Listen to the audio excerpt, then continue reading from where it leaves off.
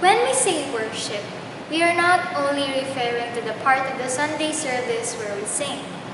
The word worship means to show reverence and adoration, or simply to declare the greatness of something or someone.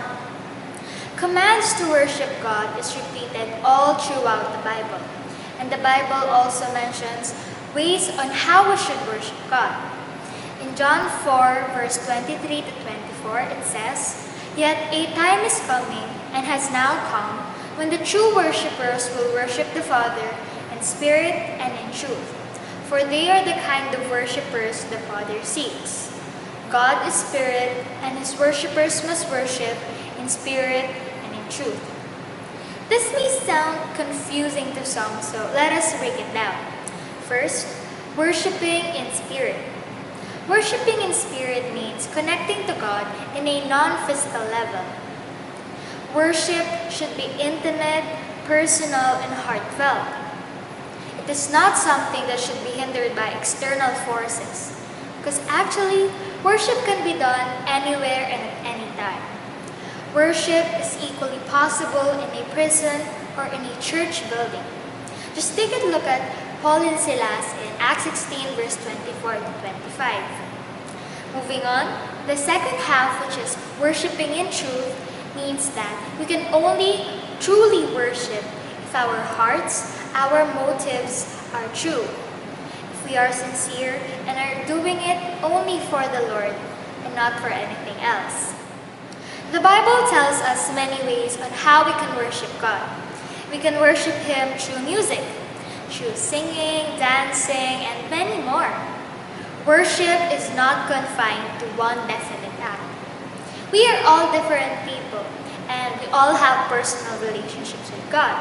So we can express our reverence, our adoration, and our love to Him in different ways. Here in AFGIC, our senior pastor always tells us, our life is worship and our breath is praise. Whatever it is that we are doing, as long as we do it to glorify God and it is pleasing to Him, then we are already worshiping Him. In 1 Corinthians 10, verse 31, it says, "So whether you eat or drink or whatever you do all to the glory of God."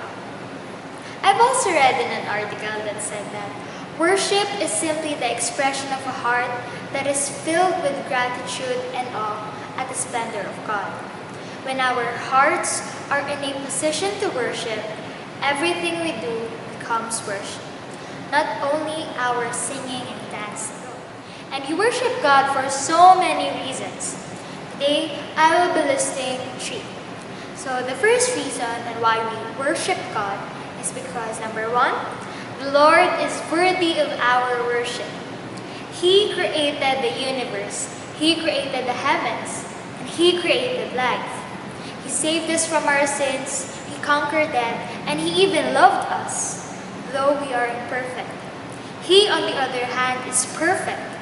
He is loving. He is magnificent. He is wonderful. And His greatness is just beyond comprehension and measure.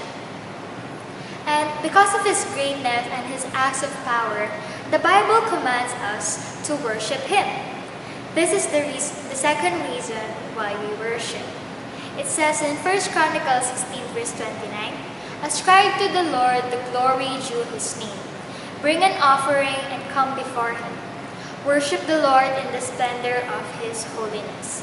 And in Psalms 99, verse 5, it says, "Exalt the Lord our God and worship His footstool. He is holy." Worship may seem demanding, burdensome, or boring to some people. Finding the strength to worship during difficult times may be hard to do. But actually, worship also brings us many rewards or benefits. Worship can satisfy our soul since we are made to worship. Worship can bring healing and peace of mind. And most importantly, worship helps us develop our relationship with God. Brothers and sisters, worship does not stop after the Sunday service has ended. Our life is worship and our breath is praise. Let us continue growing in our spiritual lives through